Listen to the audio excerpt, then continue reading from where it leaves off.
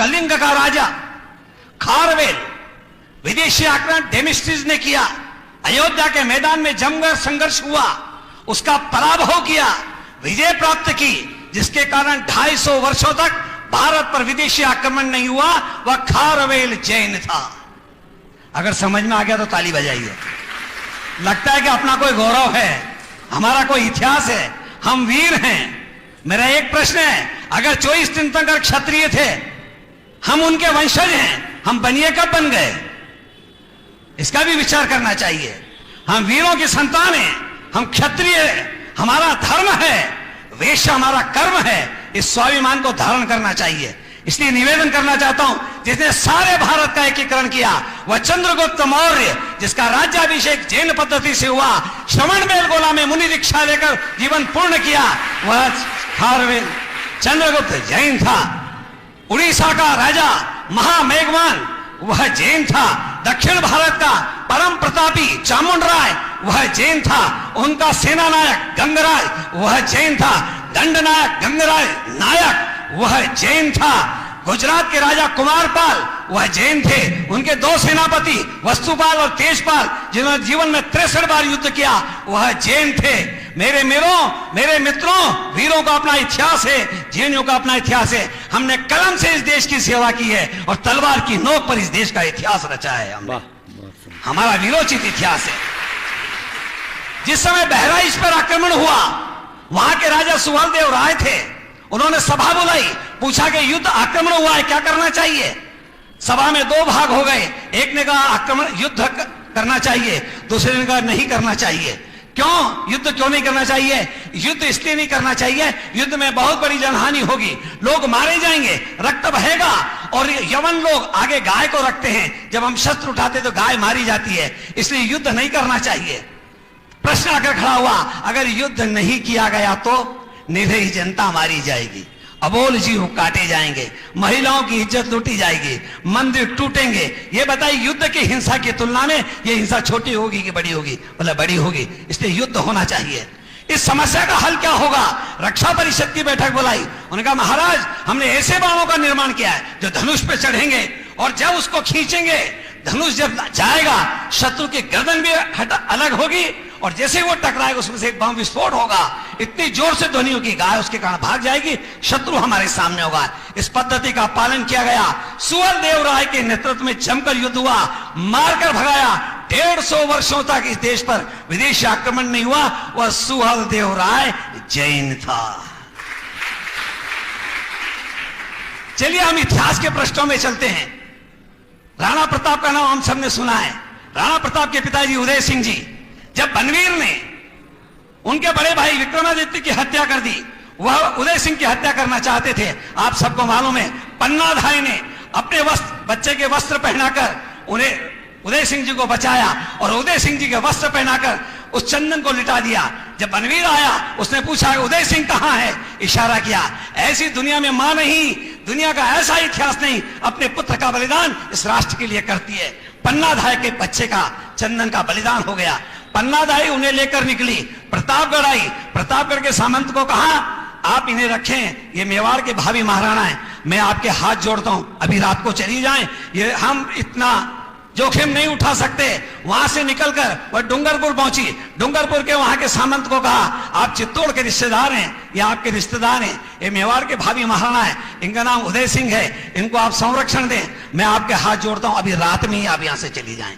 उनको लेकर सुदूर किला कुंभलगढ़ पहुंची, क्योंकि 2 सामंतों को पता लग गया था कि उदय सिंह जीवित है, बात फूट सकती है, इसलिए कुंभलगढ़ पहुंची।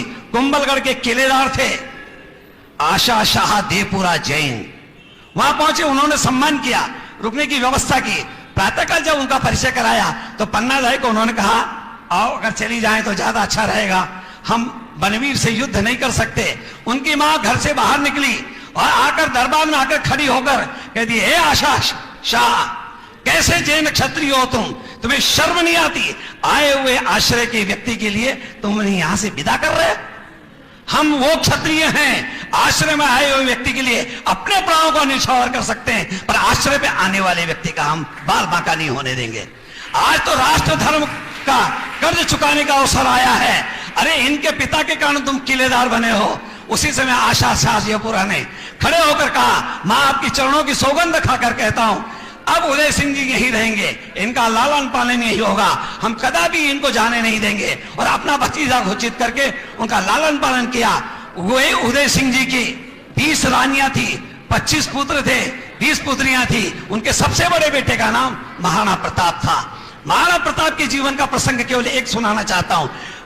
15 जून, ओम ओम शांति, हाँ शांति से सुनिए। हाँ 18 जून 1576 हल्दी घाटी के मैदान में अकबर की सेना लड़ने आई। उसकी सेना की संख्या थी 1,65,000।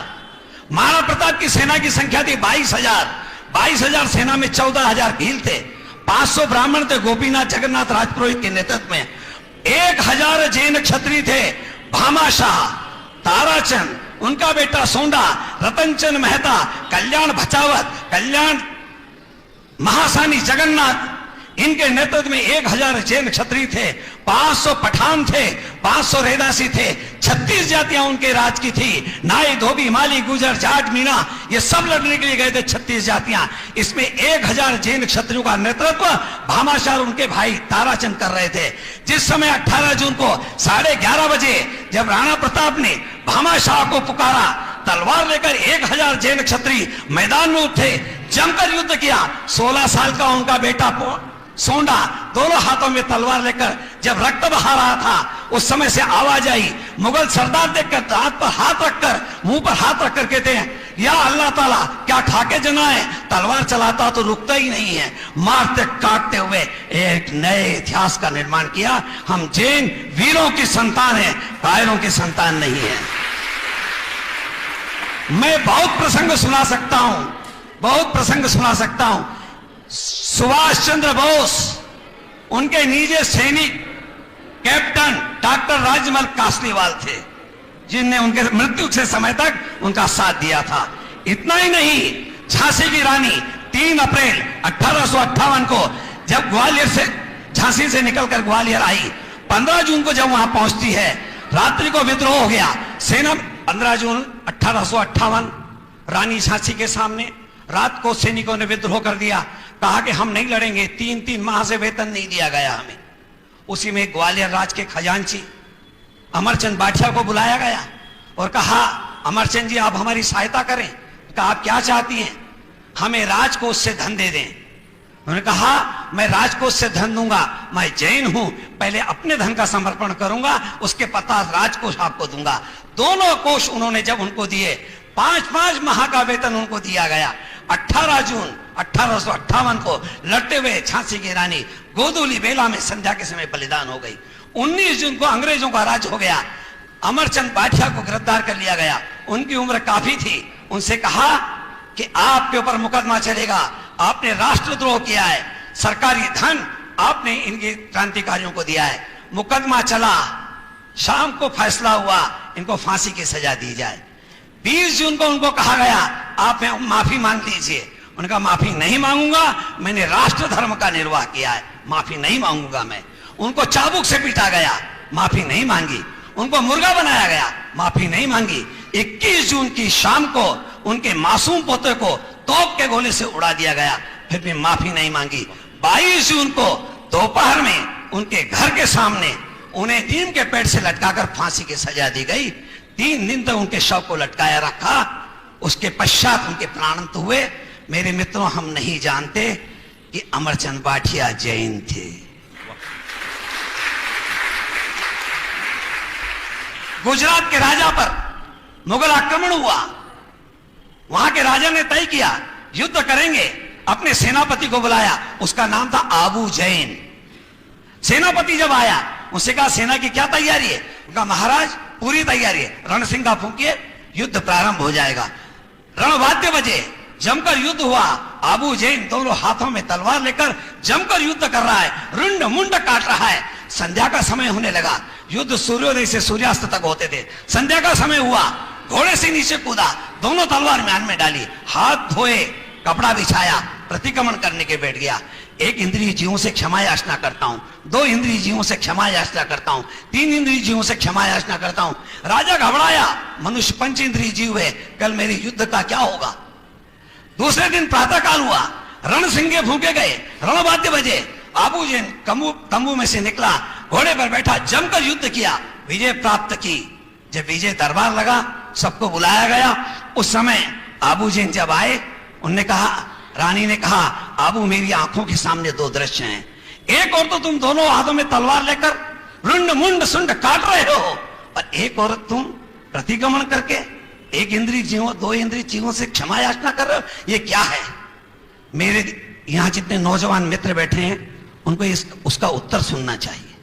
उन्होंने कहा, सुनिए महारानी, मैं जैन दर्शन का व्रती श्रावक हूं। श्रावक का धर्म अहिंसा है। अहिंसा का संबंध आत्मा और मन से है।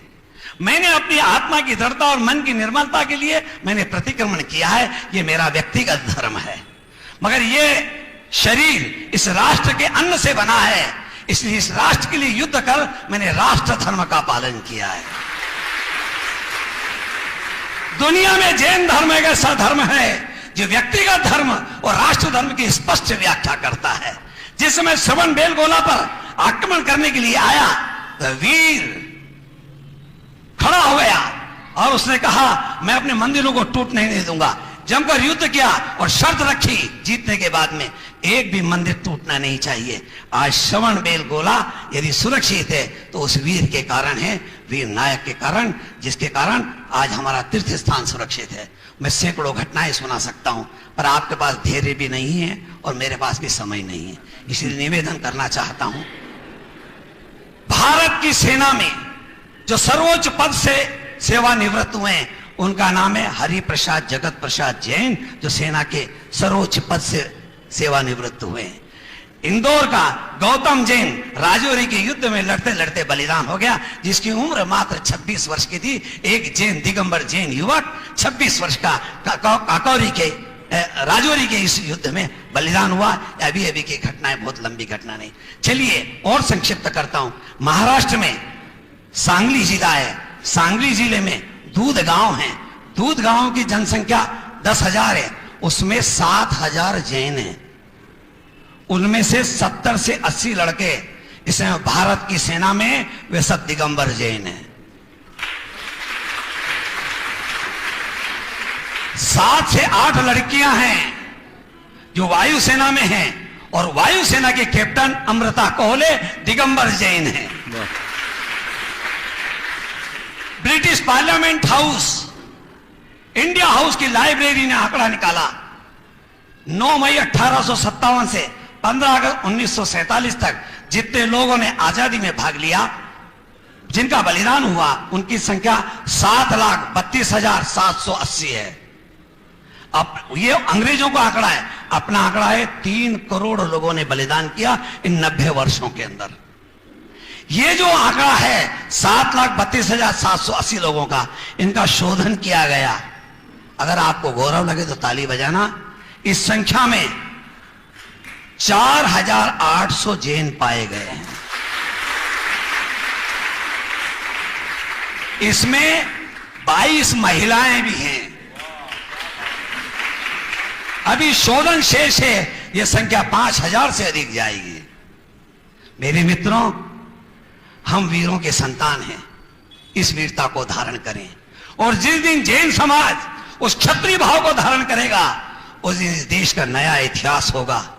अभी इस समय हम तो बनिए बन गए, अगर उस क्षत्रिय भाव को कोई चीज ने जीवित रखा है, इन जैन मुनियों ने रखा है, इन साध्वियों अर्चकों ने रखा है। ये क्षत्रिय तेज है जिनने संकल्प लिया है दिगंबर रहने का, और कितनी भी बाधाएं उन सबको कुचलते हुए मार्ग बना लेते हैं। ये क्षत्रिय तेज है, ये क्षत्रिय संकल्प है। पैदल चलना, इस वासनामयी संसार के बीच में अपने संयम को कायम रखना, कठोर तप करना, पैदल चलकर सारा भारत की भूमि को नाप लेना, यह सामान्य संकल्प नहीं है, यह दिव्य संकल्प है। और हम रॉयल ब्लड हैं, रॉयल ब्लड हैं हम, हमारा रक्त रॉयल है। उस तेजस्विता को धारण करें, तभी आचार्य विद्यासागर जी के स्वप्नों का भारत भारत बन पाएगा। भारत को भारत बनाना है, उस तेजस्विता को धारण करें। और एक छोटी सी बात बताता हूं, मुझे एक दिन तकलीफ हुई। मुझे एक डॉक्टर सिंगर के यहां कमलेश मेहता लेकर गए, उनने परिचय कराया कि ये सांवला जी हैं, विश्व हिंदू परिषद के अंतर्राष्ट्रीय उपाध्यक्ष हैं। तो उनने पूछे कि आप तो जैन हो, जैन कब से ये देश का काम करने लगे? आप तो खाली कमाते हो और भरते हो, इतना ही जानते हो। उन्होंने कहा ये भी जैन है। अच्छा, ये अंतर्राष्ट्रीय उपाध्यक्ष है, जैन है? बोला हाँ। बोले इनका विरोचित इतिहास है। कमलेश मेहता बाहर निकले, बोले भाई साहब 1000 से 1 लाख रुपया लगे तो आप लीजिए, और ये जैनियों का इतिहास जरूर लिख दीजिए, नई पीढ़ी को इतिहास से हम परिचय कराना चाहते हैं। रतलाम की समस्या को मैं जानता हूं। सुबह महाराज श्री ने मुझे कहा इस विषय को आप रखिएगा। मैंने कहा कि महाराज जी, हमारी जो बहनें हैं इनको तो आत्मा और परमात्मा के अलावा कुछ नहीं सूझता है, उनको दूसरा भाषण भी अच्छा नहीं लगता है। मगर कभी आपकी संतान ने आपसे पूछा कि 5 जैन क्रांतिकारी का नाम बता दीजिए, उस समय मुंह पर उंगली रखने के अलावा आपके पास कुछ नहीं रहेगा। इसलिए जैन इतिहास अपने बच्चों को पढ़ाइए। जय महावीर।